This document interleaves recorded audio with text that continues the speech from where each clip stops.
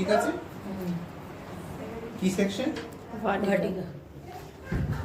Basically আমরা যখন ব্রাইডদের কাজ করতে যাই বা ধরো কোনো একটা রিসেপশন বা যে কোনো হেয়ারস্টাইলে তোমাকে এই দুটো সেকশন করতেই হবে।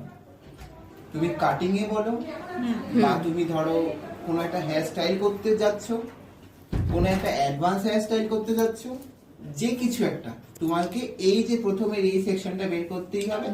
দ্বিতীয়ত সেকশন এই যে হরাইজন্টাল সেকশনটা বের করতেই হবে। হরাইজন্টাল সেকশনটা আমরা কি করে বের করি? এই যে দেখো, প্রথমত আমি এখান থেকে নিয়েছি কতটা, অ্যাপ্রক্স 3 মিটার, 3 সেন্টিমিটার মতো, অ্যাপ্রক্স 3 থেকে 3.5 সেন্টিমিটার। কতটা নিয়েছি? 3 থেকে 3.5। 3 থেকে 3.5 সেন্টিমিটার। এবার 3.5 সেন্টিমিটার যখন যায় একটা মানুষের, তখন কি হয়, কানের ওপরে চুলটা ডাইরেক্ট